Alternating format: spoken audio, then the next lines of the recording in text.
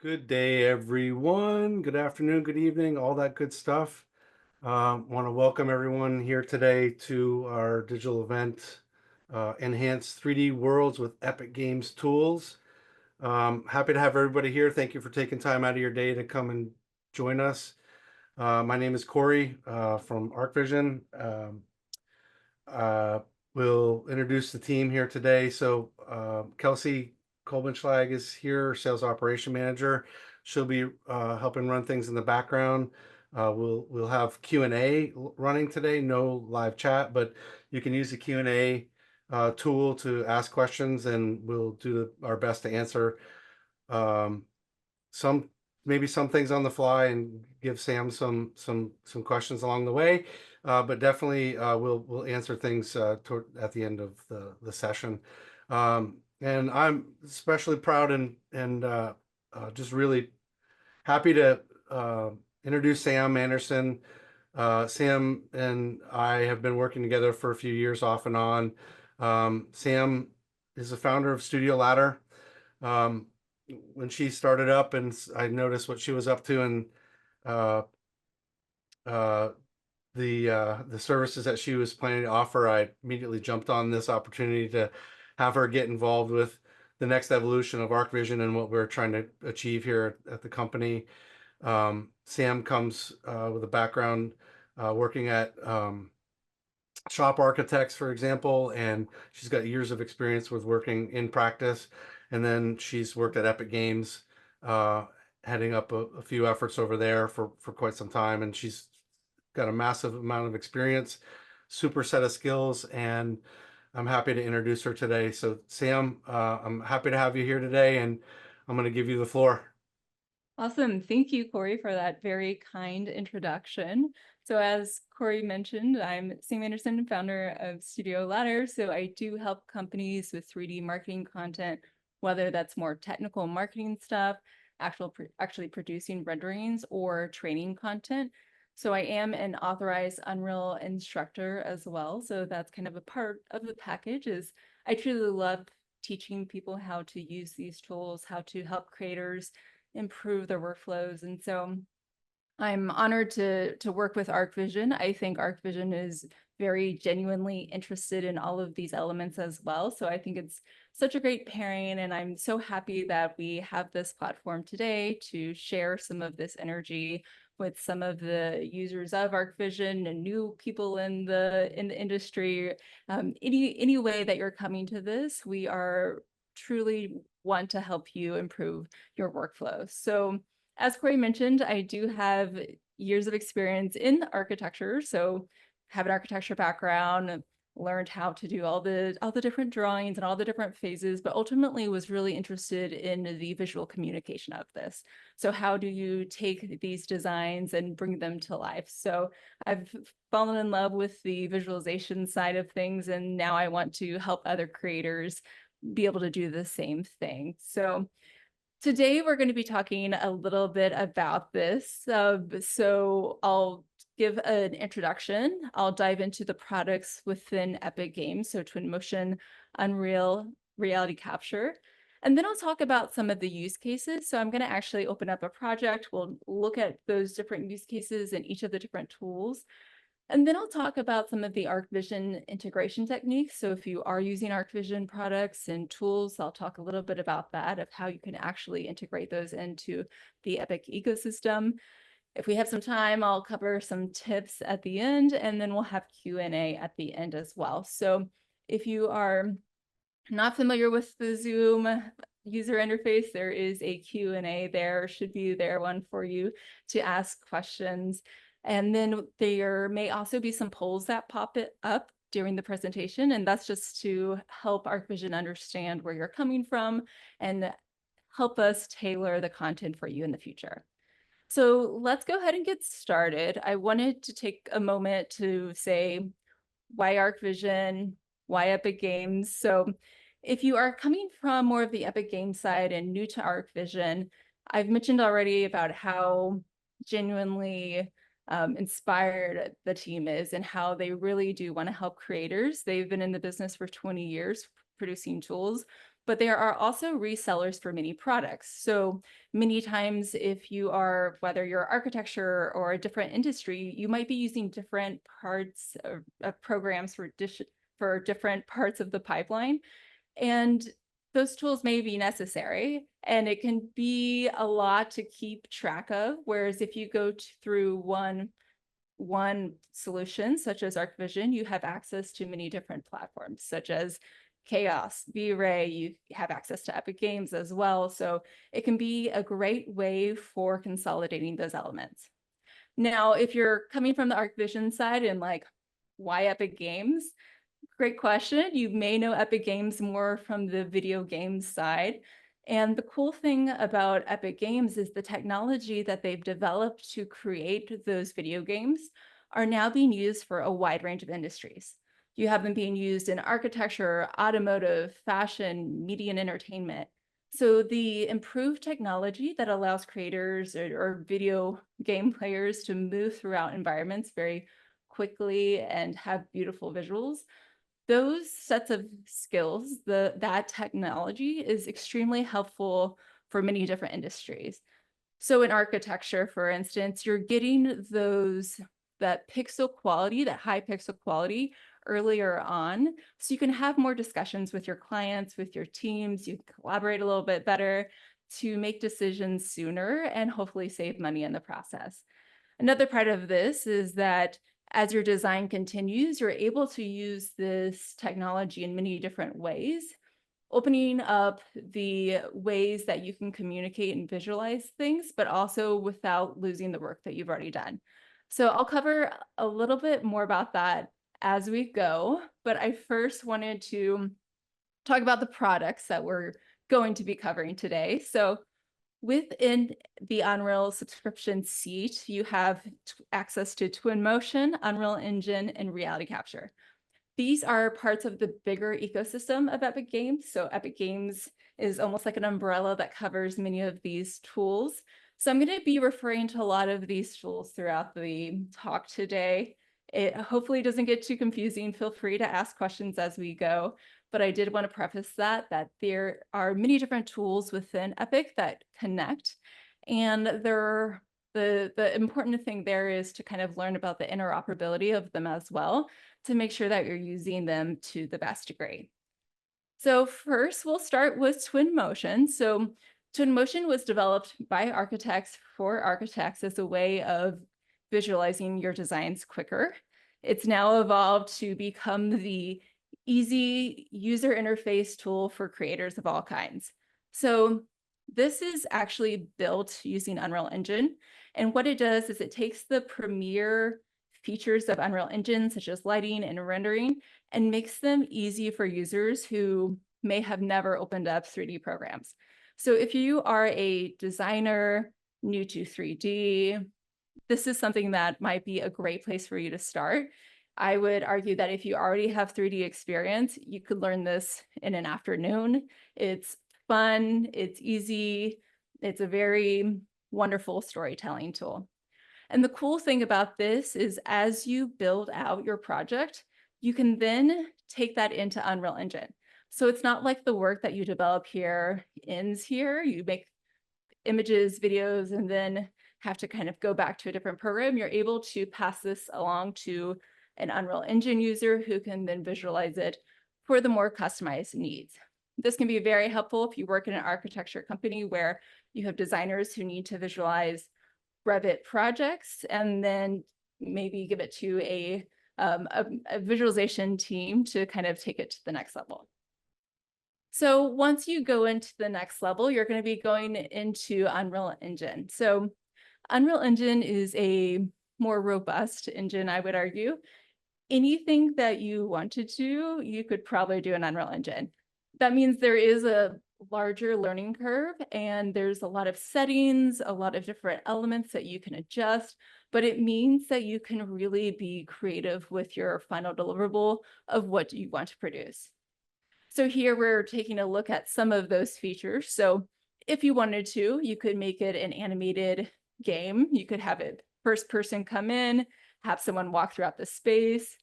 This has also been used for different rendering. So here you're looking at another video game, but you can also use it in media entertainment. So you're getting high quality rendering. If you think of using an LED screen instead of a green screen for film, Unreal Engine gets used for that. And they have a lot of tools that assist creators in that process. So if you were on an architecture team producing visuals for a competition, you could do that inside of Twinmotion, bring it to Unreal Engine. And then if you wanted to film any marketing content for a real estate tower going up, you wanted to showcase something for end users, you could do that inside of Unreal Engine. So we'll talk a little bit more about that as we go, but you're seeing here, even with just the user interface, of how detailed you can get in your productions and how fine-tuned it can be. So lastly, we have RealityCapture. So RealityCapture is actually a tool from the Capturing Reality team. So there's two different tools here that I'll mention. And essentially, RealityCapture is allowing us to bring the real world elements around us into our 3D environment. So this can be photogrammetry, scanning, you name it. There's a lot of different options that you can bring in. But essentially, you'll see here that this is another robust tool for bringing in that content of real life content. And you'll be able to make it into a mesh with RealityCapture and then bring it into Unreal Engine or Twinmotion. So here on the right-hand side or left-hand side, I don't know which side of the screen you're seeing, but that is the rock landscape that you could bring in. So if you were working on a project that had a very specific landscape, you could go and scan that, make it into a mesh, and then bring it into Unreal Engine or Twinmotion to utilize. Now, this is a little more complex. And so for many users who just want to be on site and take a quick scan of something, you also have the ability to use RealityScan, which is part of the Epic Games tool system. Here you are able to use your mobile device to take photos. It's going to automatically create a mesh for you. Then you'll be able to send it to Sketchfab, which is another Epic Games tool that you can then bring into Twinmotion. So this is a lot of tools, a lot of different moving parts, but I do want to bring them up just to talk about the entire ecosystem and how when you get access to one, you get access to many and how they all kind of weave together there. So with that, I'm actually going to jump into a demo. So you may have seen a poll there pop up. Feel free to answer that, and that will help us moving forward. But I will go ahead and jump into my scene.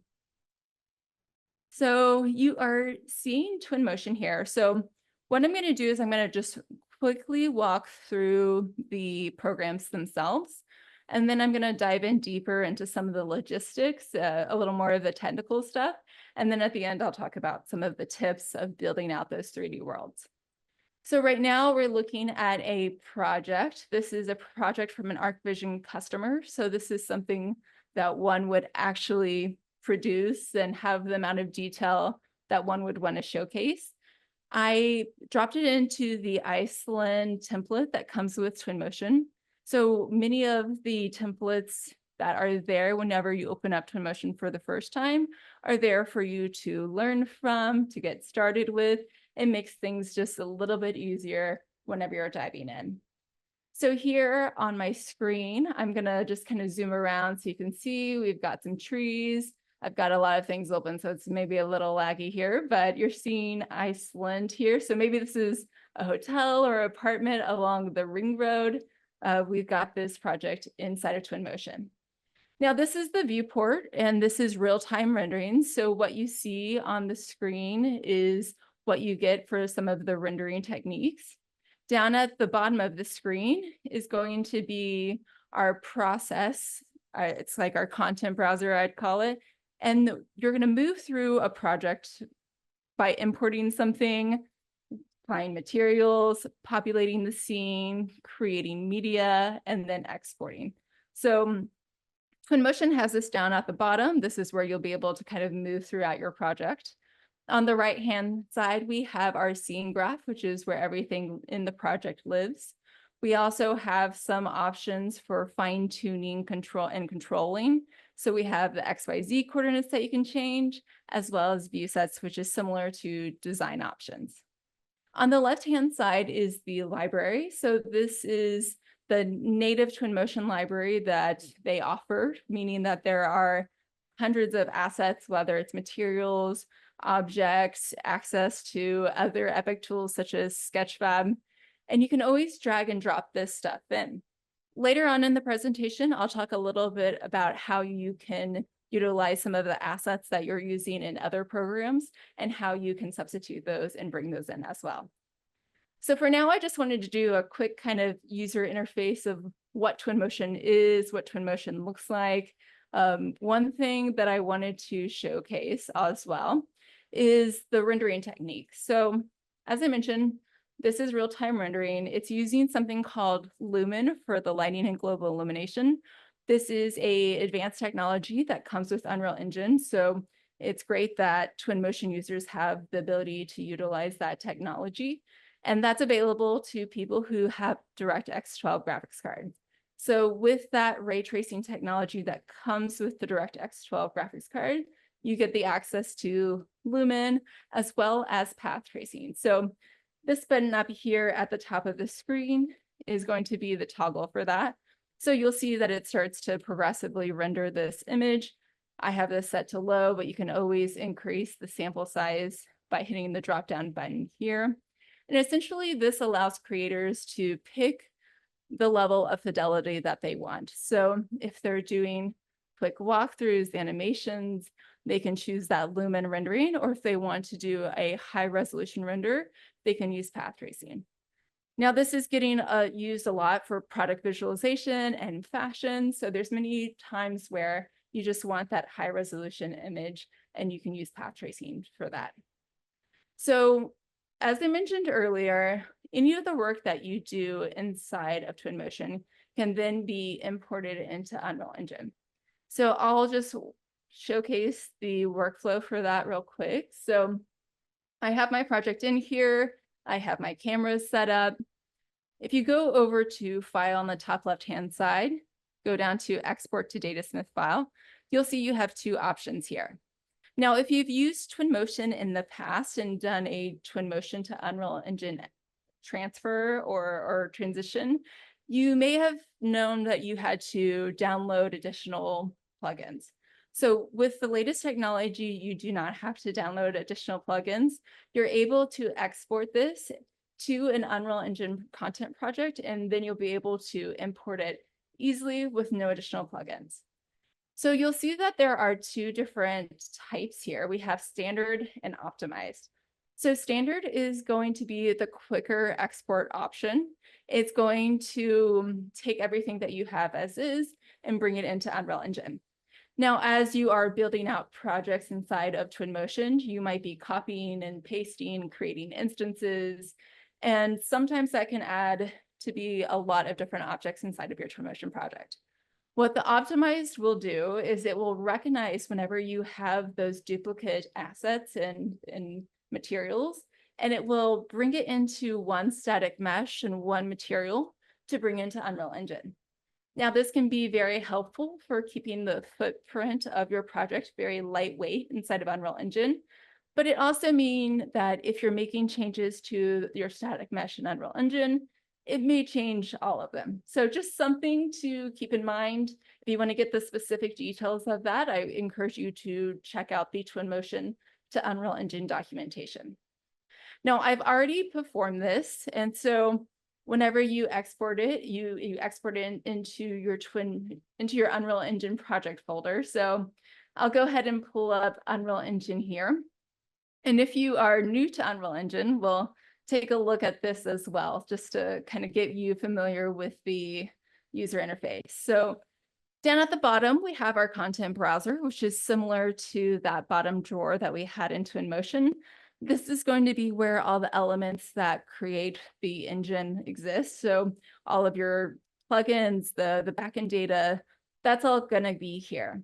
Now on the right-hand side, we have our outliner. So this is going to be all of the different objects that come into Unreal Engine. So you can kind of see what this looks like, how the hierarchy gets brought in. That can be something that's very beneficial for you to know moving into Unreal Engine.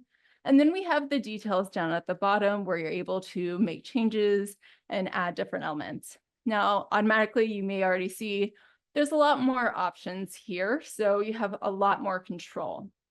Now, another thing that you have here is a console command. So I'm just going to type in a command here, and this is, you may not need this. I'm just showcasing this to show you the level of customization that you can have inside of Unreal Engine. So this is a command I use all the time, but it's slate.enable tooltips. And then I can click on that, hit space, 0, and then hit enter. Now, essentially what this is doing is it's turning off the tooltips as I hover over an object so that it's not bothering all my viewers as we're working through Unreal Engine. And I'm showcasing that just to show you how much control you can have inside of Unreal Engine. So there are many, many different console commands that you can type in here that you have access to, that you can truly fine tune different elements and get access to inside of the engine. So like I said, you may not need that starting out, but I wanted to showcase kind of the differences that you have. Now, at the top of the screen, we do have some additional tools here that can be helpful. So we have our landscape tools, foliage tools, which are also available inside of Twinmotion, but we have some additional things such as mesh paint, modeling, fracture, brush editing, animation as well. So for instance, you may have noticed that I'm getting a little bit of flickering from the railing here because the pixels are so small. The nice thing about Unreal Engine is I could go in, bring up the modeling tools here, and edit that and create my own railing here if I wanted to, without having to jump back into the original program to update that. This can be a big time saver if you've already worked in some visualization tools of, having to re-import everything can really bog down your workflow. So this helps keeps everything streamlined.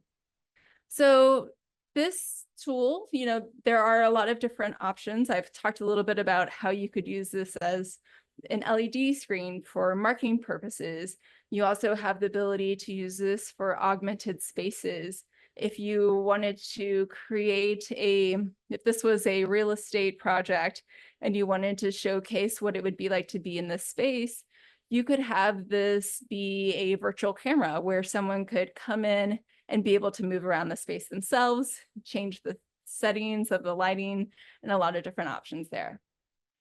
Now, I'm going to take this moment now to kind of jump back into Twinmotion and start talking about some of the more technical logistics for the assets that get brought in. So I'll go ahead and switch back over to Twinmotion. And I'm going to go down to this import tab so we can take a look at the assets that are actually coming in. I'll go back to the real-time rendering view here, and we'll take a look at some of the assets down at the bottom. So we have some FBX options. If you hit the import button here, which is this plus sign, you'll see we have a direct link that automatically pops up. Now, there are a couple of different options for bringing in geometry. I've already set this up as a direct link, so I'll take a moment to explain what that means. With the Epic products, you have the access to bring things in through Datasmith. Datasmith is a technology or a file format that is created by Epic Games that packages the original modeling program assets and allows them to be brought in cleanly. So with Direct Link allows you to, as the name mentions, link directly to the product so that when you make changes in your modeling program, they are updated inside of Twinmotion. Here I'm using Revit, and you'll see that you have a couple of different options for how you bring in the different elements. So whether it's collapse by material, keep hierarchy, or collapse all. I am using the collapse by material so that it's a little optimized as you bring it into a real-time rendering program. But you may notice that there is this enable substitution. Now, the enable substitution is going to allow you to create a CSV file to translate some of the objects that you're using in your modeling program to assets inside of Twinmotion. Now, we'll take a look at what that looks like, because with the latest updates for Twinmotion Twinmotion and Revit, this comes in automatically. Or I say automatically, it creates a CSV file for you automatically. So let me jump into Revit here. So you see that we have our Revit project. This is the kind of main geometry that I brought in. But then I also have some assets here with Entourage. So if you are in a 3D view inside of Revit, you have access to Twinmotion toolbar at the top. This is from the partnership that exists between Epic Games and Autodesk that allows you to have some of these settings here. And so you can take a look at some of the export setting options you have here. If you select this first one, you'll be able to say what metadata that you want to be brought in, as well as level of tessellation. So I've kept this at 8. This is the default number. But if you had a very high fidelity project where you wanted the columns to come in nice and smooth, you might want to increase that level of tessellation. If you have a massive Revit project and it's really slowing down in Twinmotion, you might want to come in and decrease that level of tessellation there. Now, the substitution that I was referring to is actually going to be down at the bottom. So you'll see we have substitution settings here. You'll want to make sure that this is enabled. And once again, this is with Revit 2025.2. And this library location will already be populated for you. Now, essentially what this allows you to do is when you select an asset inside of Revit, you'll be able to go to Edit Type on the left-hand side. Scroll down to the bottom, and you'll see we have this visualization, Twinmotion substitute. It says none automatically, but you can select that. And then up at the top left-hand side, you have type, where you could go through and pick the type of character you want to bring in. So here I could pick a ready pose character or an animated character as well. Now, what's cool about this is if you are an ArchVision user and using RPC, you could have your RPCs as your user library in Twinmotion and substitute these assets with those RPC assets. So it's just another way that Autodesk and Epic are working together to try to improve that workflow. Now, this may take some time when you are originally setting it up, but once you have it applied to this type and family, then you'll be good to go for the future. So essentially, once you have all of that set in, you'll be able to synchronize your project, and it will synchronize and apply that substitution inside of Twinmotion. So if I go back to Twinmotion, I'll go ahead and hit cancel here.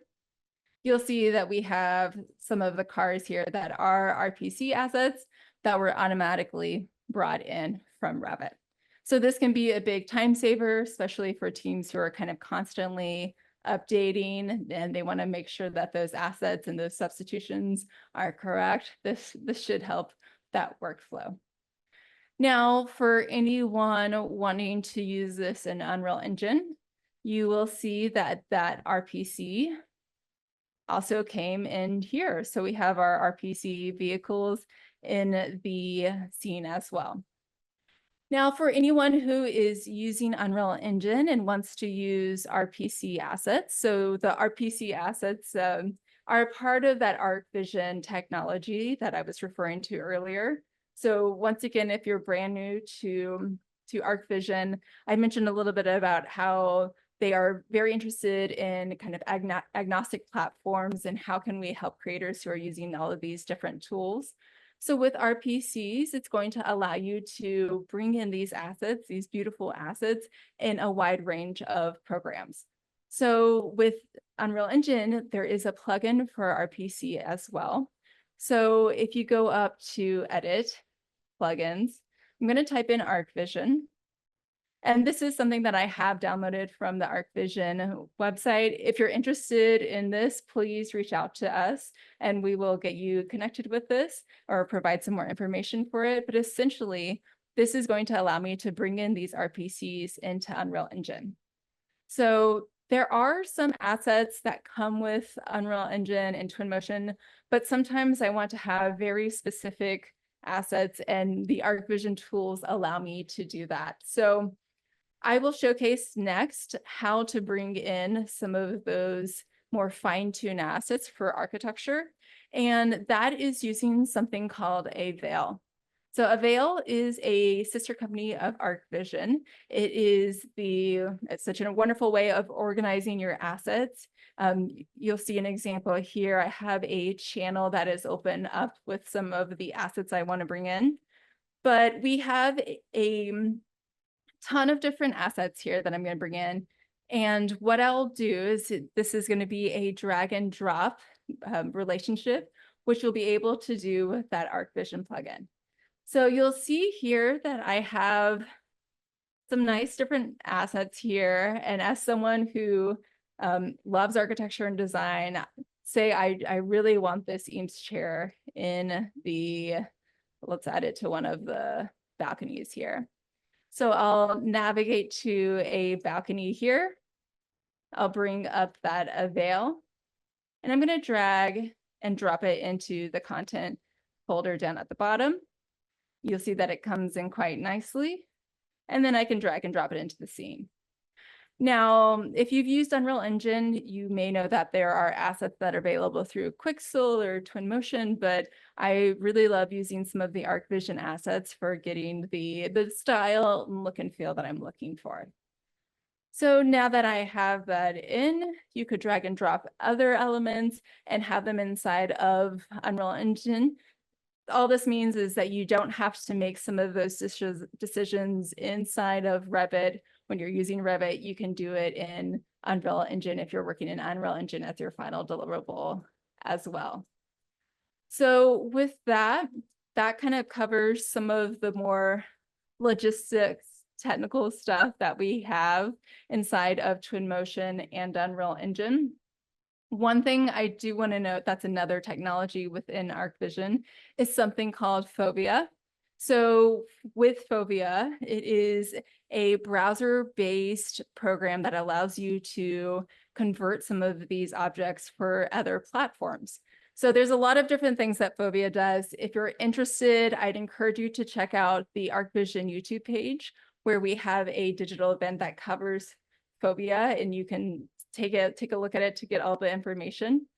But essentially, say I have this Unreal Engine project, and then I need to get it to another team who's using Revit or Rhino. What you'd be able to do is you are able to help translate some of those file formats to make the process of sharing a little bit easier, and then having control of optimization. So there's a lot of different file formats that kind of you can use during that configuration process. And so I won't dive into the details here, but I did want to point it out. Now, we do have some time, so I'm going to take a few moments to talk about some of the tips that I utilize when I'm working inside of Unreal Engine. Now, with Unreal Engine, I mentioned that there are some heightened elements of technology that allow for things to move a little bit quicker. Now, the technology that you have access to in Unreal Engine is something called Nanite. So in order to show this, I'm going to just zoom out a little bit. I'm going to go up to the top left-hand side where it says Lit, and I'm going to go down to Nanite Visualization. I'll go ahead and hit Overview here, and you'll see that we're getting some different viewports of some very colorful elements. This allows you to be able to understand how the computer is saving the data and visualizing the data. And so I'll go ahead and zoom in further here by selecting the triangles. And you'll see that everything here is kind of broken up into different triangles. So essentially what Nanite is doing is it's triangulating all of the geometry inside of the project so that it can efficiently read and render inside of Unreal Engine. It's a very technical element that I won't explain, but I just want to give you a notion of what this looks like on the back end so that you can understand the performance on the visualization end. So you may see some objects are black here, and that's because currently translucent materials are not capable or compatible with nanites, so those don't have them turned on. But essentially what this allows you to do is to really push the amount of elements that you're bringing into the scene. So many times in architecture, you have a lot of geometry that you're bringing in, and Nanite allows that to come in and work efficiently together with the lighting and rendering system. So essentially, if you're using Unreal Engine, I would say everything works best when you're using it together. So if an object can have nanite on, turn nanite on. So as I mentioned in that, I'll go ahead and showcase how you do that. So when I click on an object in the scene, you'll see that it pops up as an outliner on the right-hand side. I'll go down and click on the Windows object. Let me, make sure I have one selected here. Click on the Windows object. I'll scroll up in the details, and you'll see that I have a static mesh here. I can select this folder with a magnifying glass, or you can hit Control B on your keyboard, and it's going to bring up the assets that have been brought into Unreal Engine. So essentially what I do here is I select all of the objects that I've brought in. I right-click it, go to Nanite, and then you can enable Nanite. This may take a moment depending on how much geometry you have in your scene, but essentially you can turn this on for most things. I might come in here, search glass, and turn it off for these elements. But each version of Unreal Engine is improving and helping you work with Nanite. So always check out the latest features for Nanite and how best to use it. But this is how you can turn it on, and it will allow your project to function a little bit more seamlessly. Now I'll go back to just my lit real-time render view here, and I'll talk a little bit about some of the more, I guess, aesthetic visual fidelity elements inside of Unreal. So here you'll see we have the clouds. This is just the base clouds that came into Unreal Engine. Now in Twinmotion, there are some clouds that are baked into the project. So whenever you have a little more rain, it provides a little more clouds. You can also have HDRIs that you can bring into Twinmotion or Unreal Engine. But one of the cool things with Unreal Engine is you can truly fine-tune some of these elements. So if I come up to the right-hand side in the outliner, and I'm going to type in sun sky, I'll select that asset, and you'll see that you have, some of the same features that you have in Twinmotion for controlling the sun. So we have, north offset or north offset that is changing the placement of that sun. If I scroll up here, we can take a look at the elements that make up that sun sky. One of these is going to be this volumetric cloud. If you select volumetric cloud, you'll start to see that you have some options, some more base options here. But as you dive in further, if you double click on the material, you'll see that we have even more options. So as I mentioned, there are many customizable options inside of Unreal Engine. And this is a fun one, I think, just because I could spend hours on some of the clouds in my projects. But essentially, you have the ability to change different cloud shapes. If I wanted to make this look a little more stormy, I could turn on storm clouds. Let me click on this to see. Take a look at these clouds here. Save it. And you'll be able to really fine tune some of these things. So as I change this number to 1 and 0.5, you'll see that those clouds are changing. So this is something that is like actually changing the particle system in Unreal Engine, and is another example of just how fine-tuned you can get inside of Unreal Engine. Now I'll go ahead and save that here, and I'll jump out and take a look at our scene one more time. And one of the other things I want to talk about for kind of like building out these 3D worlds is how you could really bring in reality capture into the scene. So here we have some assets that came with the Twinmotion template project. A lot of these you can imagine you could get from the real life project that you're using if you're doing a scan or getting drone shots and being able to bring those in. So I would say don't be scared to, or don't shy away from using the technology that Epic offers when you get an Unreal Engine seat to be able to bring that in and take it to the next level. So with that, we are starting to get closer to the end of the hour.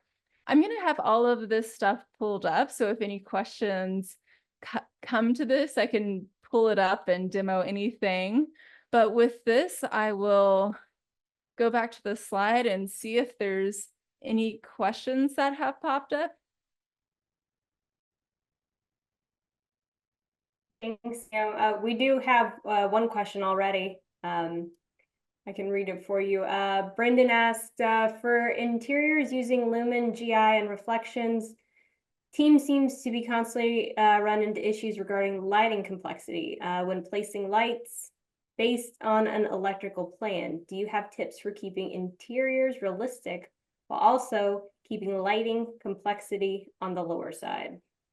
Yes, that is a great question. So performance-wise, I know this isn't what an architect would want to hear, but whenever you bring in your assets or geometry into Twinmotion, you have the ability to bring in geometry, lights. I can actually pull that up real quick and showcase that. So actually, we'll see here. So this direct link, I could say, do I want to bring in everything or do I want to just bring in meshes? I typically only bring in the meshes just because in real-time technology, lights can be very expensive to calculate.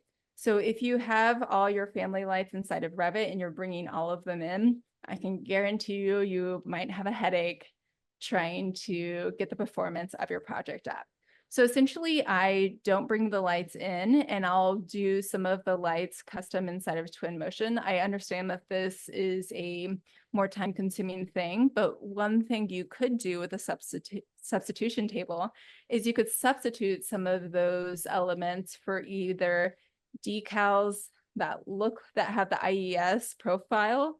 That may not be the most accurate thing that you're going for, but it can help kind of give the illusion of that light in the interior space. Another tip that I want to give is whenever you're bringing in a light, I'll drag and drop one of these in. We'll bring into the space here.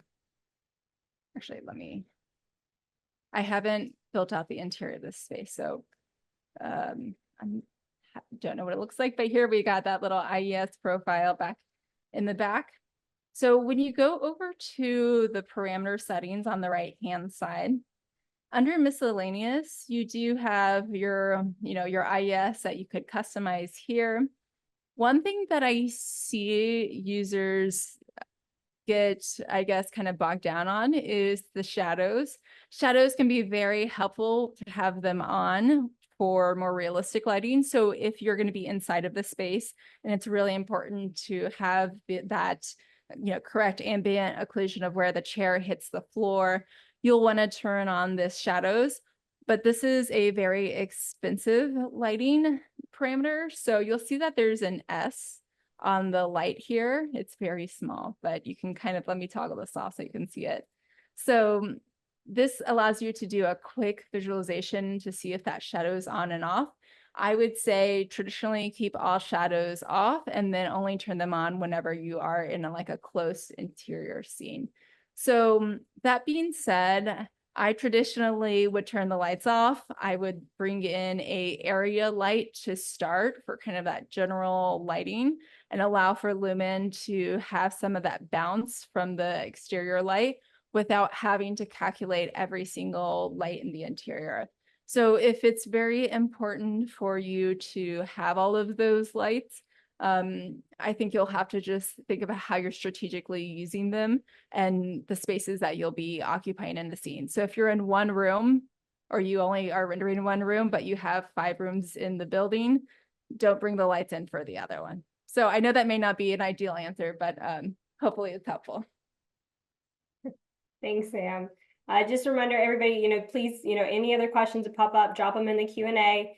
Let's see, I'm going to try to look at some ones we had sent earlier. What are the recommended computer specs to run Twinmotion and Unreal? Yeah, so if you visit the twinmotion.com, they'll have the specified specifications there. One thing I want to note is that they're gonna have a minimum amount and a maximum amount, and it's going to depend on the size of your projects. So a lot of this has to do with the VRAM size of your graphics card. So if you are working with a smaller project, you can get away with some of that smaller graphics card. And what that means is you have a smaller project, you have less materials it's reading, less objects it's reading in the scene. And so it doesn't have to store all that memory while it's rendering.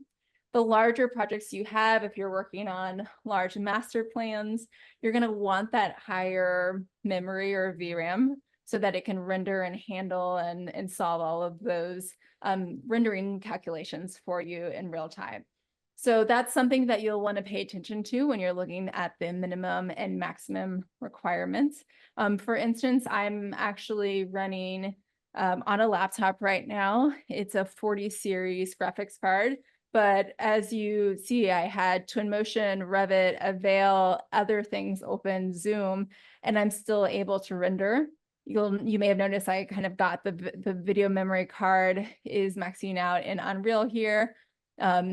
With things kind of closed down, I'm able to run on this very smoothly. And also if I'm exporting through, for instance, the movie render queue, which is something in Unreal Engine that allows you to max out the final export without maxing out what's on your screen.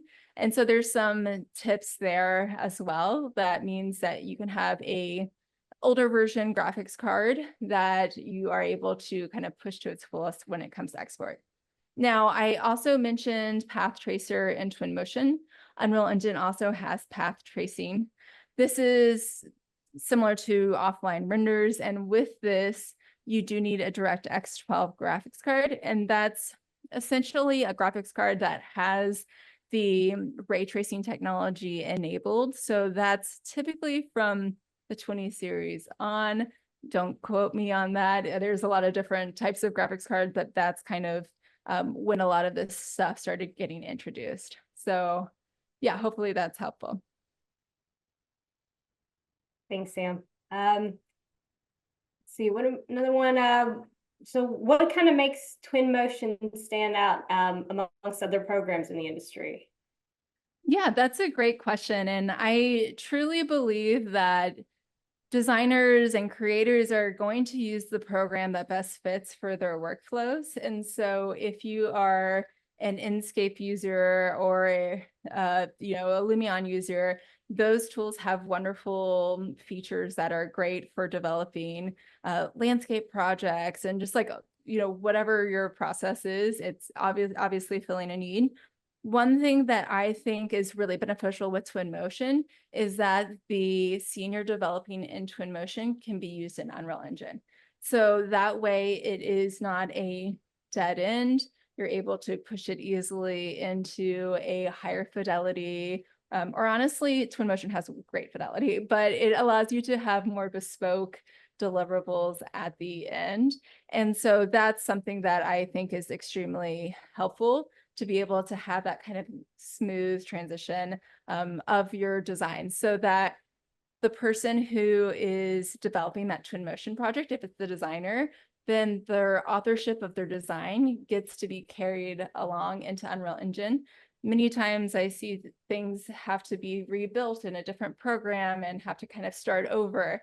So I think this is helpful for kind of keeping the communication and design intent there for designers and 3D creators who are developing in Twinmotion. Awesome. So, well, we did have a couple questions just pop up in the Q&A. What is the best way to control the shadows at far distance? I think this person is saying they are asking because sometimes it stops showing. Yes. So, okay, I believe I know what you're referring to, and I'm guessing you're in Twinmotion. So there are a couple of different things you can control here. It's been a minute since I've controlled this. So I'm going to talk about a few things here. And the first one is more of just a tip for kind of that as you get further away in real-time rendering, it is optimizing the stuff in the back. So that means quality of shadows, that means assets. So one thing that you may notice is there are some settings here where you can control a few of those elements. For instance, grass fading. This allows you to adjust that so that when you're near, you're able to see the grass, but when you're far, you don't want to see the grass. So this allows you to fine tune some of those elements. We also have some of these elements here as well. So right now I have this all set to ultra. I would just double check to look at what your shadows and view distances are here as well. And then we also have a shadow bias. So I believe, give me a moment, I believe that's in one of these. Let me look. So I have the ambiance open here. And as I scroll down, you'll see we have the shadow.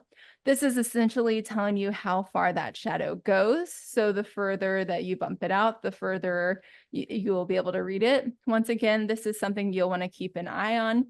I encourage you to keep the stats open here.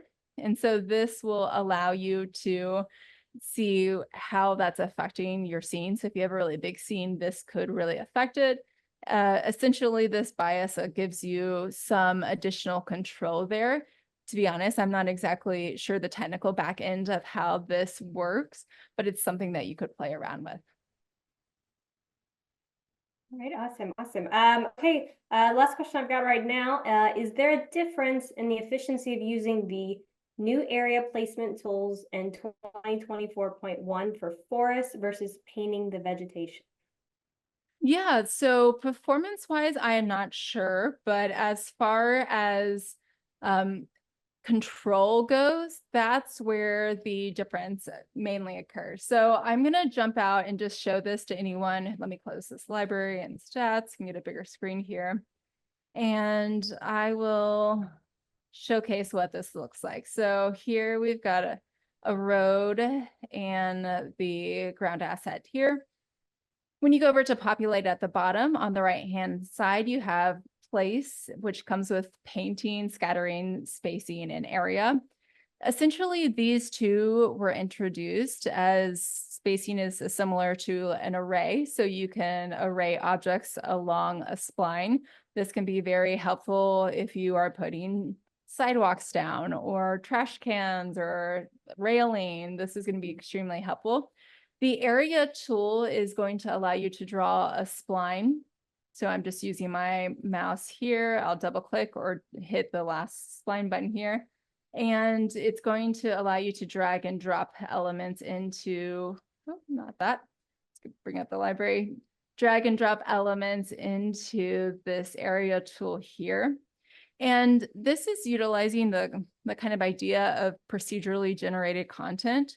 So whenever you want to be a little more fine-tuned with the spaces, you have this ability to. So let me type in, or I'll use this Norway spruce.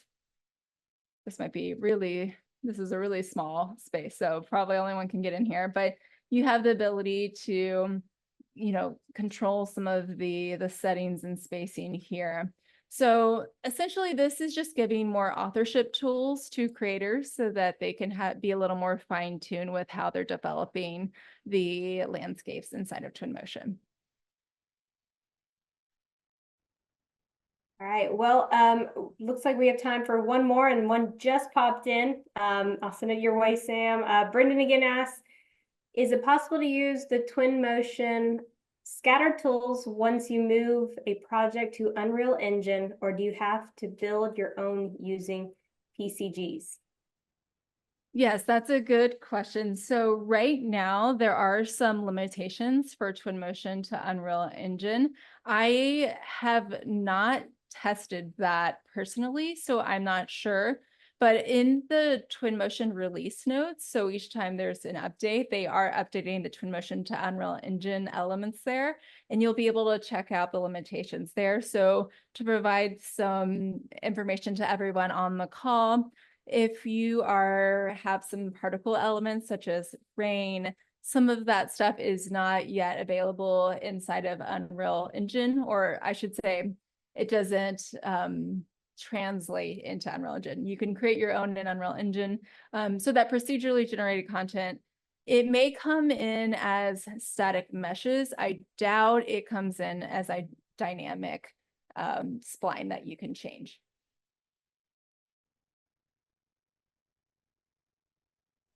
Sam, I think we're at a good place here. No more questions at the moment. Awesome stuff. Awesome stuff. Thank you so much for doing this today. And I think it was very informative. I learned a bunch of things on this call today. I hope that you all that attended today were able to pick up a thing or two. If you have any questions, comments, suggestions, want to see more stuff from us with regards to Twinmotion and Unreal Engine, drop us an email at sales@archvision.com. If you're interested in learning more about Studio Ladder's services and might need to have Sam's help in specific on a project or something like that, please just let us know. We can get you in touch with Sam, and if you're not already in touch with her, and we can help make some things happen like that. Thank you all for your time today.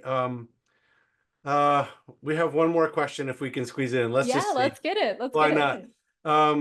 Is there any, Matthew asks, is there any feature parity between Twinmotion 2024.1 material definitions and UE 5.3, or do we still have to use 5.4? Okay, I'm sorry, repeat the question one more time. Is there any feature parity between Twinmotion 2024.1 material definitions and UE 5.3? Or do we have to still use 5.4?